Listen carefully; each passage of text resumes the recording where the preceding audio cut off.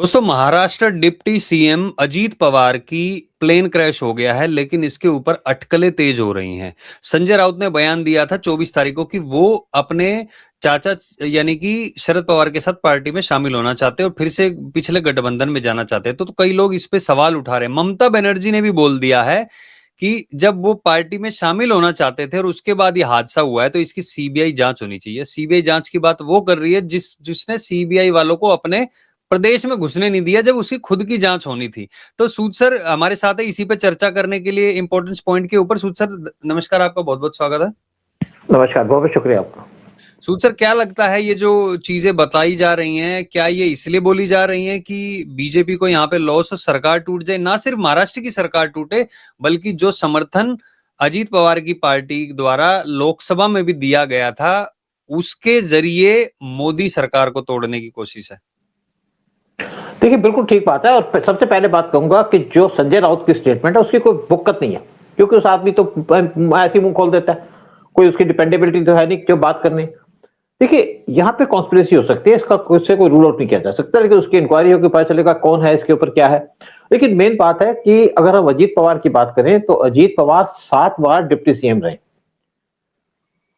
और 1991 से लेकर के वहां के से इलेक्शन लड़ते रहे और हमेशा इलेक्शन जीते हैं। बारामती ये भतीजे हैं शरद पवार के, शरद पवार के भतीजे हैं। देखिए, महाराष्ट्र के अंदर पहले वाई चौहान होते बहुत लीडर, कांग्रेस के अंदर थे, मिनिस्टर भी थे, होम मिनिस्टर भी थे, चीफ मिनिस्टर भी रहे, साथ में वो फाइनेंस मिनिस्टर भी रहे। उनकी डेथ से पहले धीरे धीरे शरद पवार ने उनकी पार्टी पे कंट्रोल कर लिया, क्योंकि उनका जो कंट्रोल था वो था शुगर लॉबी के ऊपर। महाराष्ट्र की शुगर लॉबी बहुत पावरफुल थी, जिसमें पूरा कंट्रोल था शरद पवार का, वाई चौहान का।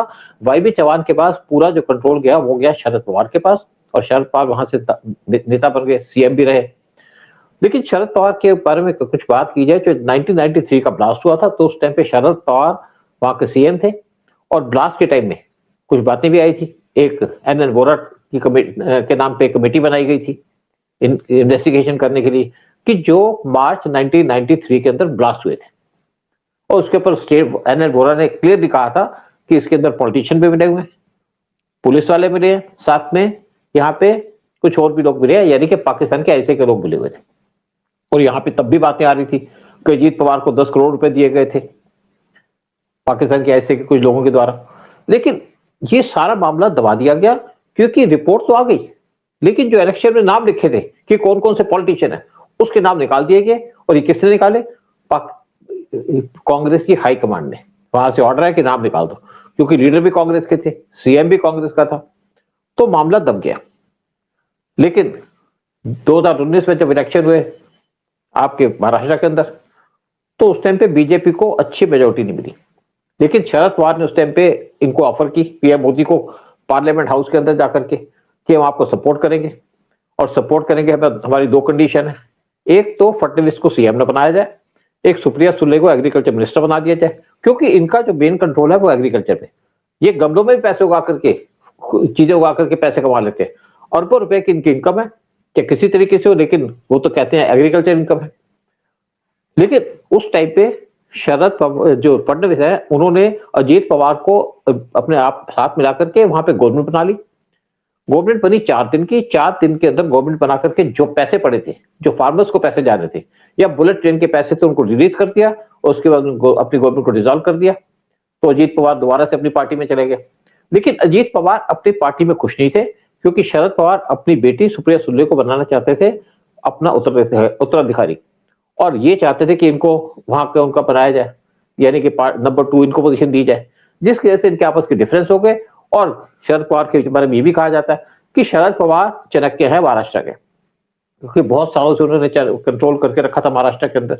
लेकिन वो जो वहां पे चाणक्य थे, उनको भारी पड़ गया दूसरा चाणक्य, वो है फडणवीस। फडणवीस ने उनकी पार्टी भी तोड़ दी, उनके भतीजे को भी तोड़ के अपने साथ ले आए, और इस टाइम पे दोनों इकट्ठे थे, यानी कि आपके अजीत पवार, फडणवीस, और साथ में शिंदे। इलेक्शन जीता इन्होंने। जब बीएमसी का इलेक्शन हुआ तो तब भी यहाँ पे बहुत सी बातें हुई, और उस टाइम पे अजीत पवार शरद पवार के साथ मिलकर इलेक्शन लड़े। क्या बात थी, क्या नहीं हुआ। लेकिन इसके कुछ ये भी कहा जाता है कि आपस में कोई डिफरेंसेस भी होंगे, लेकिन बीच में इनकी डेथ हो गई, और इससे महाराष्ट्र के अंदर कुछ प्रॉब्लम होंगी, ये भी कहते हैं अच्छा, लोग सबसे ज्यादा इसमें फायदा किसको होगा अगर अगर ये चलो दुर्घटना है या किसी ने सबूताज किया, कुछ भी लगा लो, लेकिन इसमें फायदा सबसे ज्यादा किसको होगा? लोग तो इससे, अगर हाँ, इससे फायदा होगा आपकी शरद पवार को, क्योंकि शरद पवार का जो इंटरनल ड्राइवर था वो खत्म हो गया, तो फायदा तो उनको ही है। नुकसान सबसे ज्यादा है बीजेपी को। लेकिन जब तक फडणवीस है, फडणवीस सारी सिचुएशन को कंट्रोल कर सकते हैं, क्योंकि देखिए पॉलिटिशियन का यह होता है, पॉलिटिशियन उसका सगा होता है जो पावर पे होता है, और आज बीजेपी पावर में है, और इनके जितने भी लोग हैं बीजेपी का साथ नहीं छोड़ेंगे, क्योंकि इनको चाहिए पावर, इनको चाहिए पैसा, और इसीलिए बीजेपी के साथ खड़े रहेंगे। लेकिन जो भी बात कहे, ममता बनर्जी कहे, संजय राउत कुछ भी कहें, नुकसान बीजेपी को है, और इसलिए जो सारा का सारा इशारा जाता है वो बीजेपी की तरफ नहीं जाता, वो जाता है दूसरी पार्टियों की तरफ, क्योंकि यहाँ पे साबराज भी हो सकता है। और इससे पहले आंध्रा के जो सीएम थे उनका भी ऐसे डेथ हो गई थी, वो सीएम थे लेकिन ये डिप्टी सीएम थे, रेड्डी, उनकी डेथ हो गई थी कुछ साल पहले, उनके बाद उनके बेटे ने सारी भागदौड़ संभाल ली। लेकिन एक बात मैं कहूंगा, हाँ आप बताइए। सुध सर, एक बात समझ में नहीं आती, एक तो सीडीएस विपिन रावत, उनका हेलीकॉप्टर क्रैश हो गया, फिर ये हो गया, बड़े बड़े सेलिब्रिटीज हैं वो भी तो प्लेन और हेलीकॉप्टर में जाते हैं, उनका कभी क्रैश नहीं होता। मैं ये नहीं कह रहा उनका होना चाहिए, लेकिन उनका कभी नहीं होता। जो की रोल निभाते हैं देश में, ये पॉलिटिक्स में महाराष्ट्र में भी और भारत सरकार में भी की रोल निभा रहे थे। और बिपिन रावत, उन्होंने चाइना को नाको चने चबवा रखे थे, और भी कई ऐसे उदाहरण हैं। फिर मोदी को वहां पे पंजाब में वहां रोक दिया जाता, मारने की कितनी बार कोशिश हो चुकी है। तो ये चीजें ऐसे लोगों के साथ ही क्यों होती हैं? बड़े बड़े सेलिब्रिटीज हो गए, अंबानीज हो गए, अडानी, इनके साथ कभी नहीं होता ये।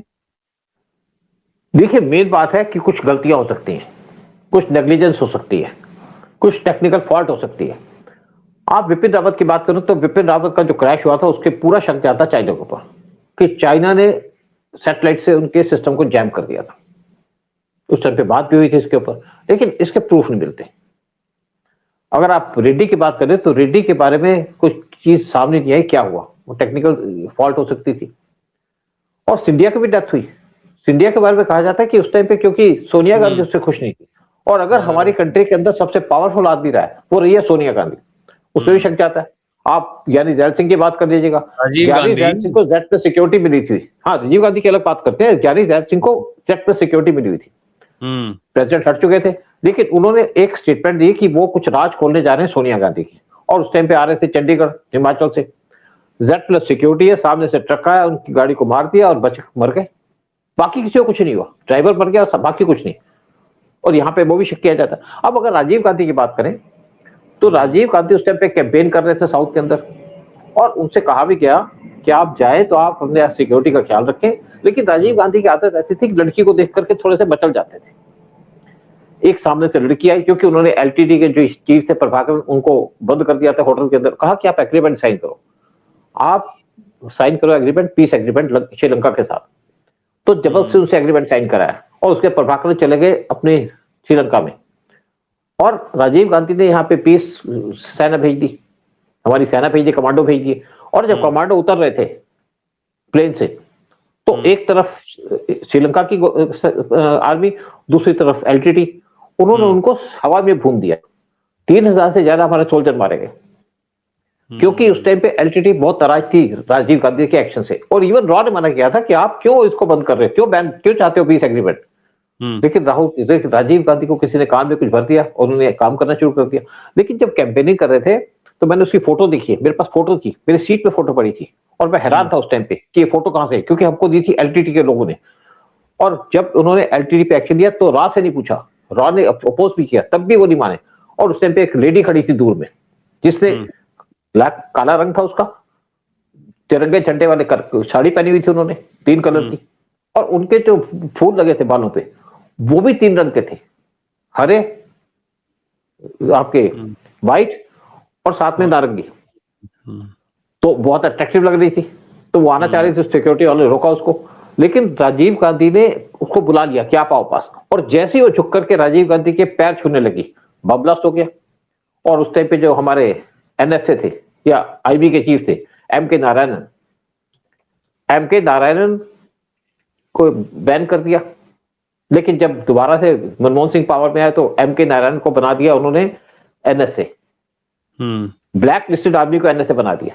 देखिए यहाँ पे बहुत सी चीजें जिनके राज नहीं पता, जैसे हमारे साइंटिस्ट मारे गए, एक हमारे साइंटिस्ट थे 1966 के जनवरी में मारा था उनको, और उनको मारा सीआईए ने। सीआईए के लोगों ने केस के ऊपर कहा भी कि हमने मारा है, लेकिन कुछ कर नहीं पाए, क्योंकि हम उस पर क्वेश्चन तो उठा नहीं सकते। इसी तरीके से हमारे लाल बहादुर शास्त्री को मारा गया, और उसके पीछे भी लोगों को शक था कि इनको केजीबी ने मारा, लेकिन बाद में पता चला कि इनको मारने के पीछे सीआईए का हाथ है। इस तरीके से इंदिरा गांधी का मर्डर भी हुआ, और तब भी इंदिरा गांधी से कहा गया कि अपनी जो सिक्योरिटी के अंदर आपके सिख बैठे उनको हटा लो, लेकिन इंदिरा गांधी ने मना कर दिया, यानी कि रॉ के चीफ को कहने के बावजूद भी इंदिरा गांधी ने मना कर दिया, और उसके उनकी डेथ हो गई। और लोग उस टाइम पे कह भी रहे थे रॉ के अंदर कि अब ये नहीं बचेंगे, क्योंकि इन्होंने अपने सिक्योरिटी में सिखों को भर्ती किया, और सिख उस टाइम पे बहुत नाराज थे इंदिरा गांधी से, क्योंकि स्वर्ण मंदिर के ऊपर अटैक हुआ था। ओके। तो बहुत सी चीजें हैं, लेकिन इसके बाद पता चलेगा एंड में क्या है। और मुझे लगता है कि ऐसी चीजों के अंदर बाहर कुछ नहीं आता। अब आपने देखा कुछ महीने पहले एक प्लेन क्रैश हो गया था, टेक ऑफ किया, टेक ऑफ के बाद वो गिर गया, और कहा जाता है उसके पीछे, हाँ उसके पीछे कहा जाता है टर्की का हाथ है, क्योंकि टर्की के लोग उस टाइम पे बैठे थे हमारे एयरपोर्ट पे। दूसरी बात यह है कि वो प्लेन को डायरेक्टली उसकी फोटो ली जा रही थी जब वो टेक ऑफ किया, और जब क्रैश हुआ एक आदमी बैठे उसकी फोटो खींच रहा था। तो शक तो बहुत चीजों पे, लेकिन आप प्रूव नहीं कर सकते। और इसी तरीके से जो अजीत पवार की डेथ हुई है, आप प्रूव कुछ नहीं कर पाएंगे, मुझे नहीं लगता। लेकिन क्या रीजन है, क्या होगा, ये तो बाद में पता चलेगा। हाँ, होपफुली चीजें सामने आए, लेकिन जो भी हुआ है वो ठीक नहीं हुआ है। वो इस तरीके से किसी की मौत होना अपने आप में उनके परिवार के लिए दुख का टाइम है। लेकिन हम आशा करते हैं कि अगर इसके पीछे कुछ भी गलत होगा तो कुछ चीजें सामने आनी चाहिए। हाँ, स्पेकुलेट करके पता है जिन लोगों को, अगर कुछ सामने नहीं आया स्पेकुलेट कर दो, और मोदी के खिलाफ और वहां महाराष्ट्र की बीजेपी सरकार के खिलाफ कर दो, ताकि लोगों को भड़काया जा सके, क्योंकि अभी बंगाल चुनाव भी है ना। बंगाल के ऊपर अलग से हम करेंगे, लेकिन बहुत बहुत धन्यवाद सूद सर आने के लिए आपका भी, और सारी जानकारी देने के लिए। जय हिंद, जय भारत। बहुत बहुत जय हिंद, जय भारत।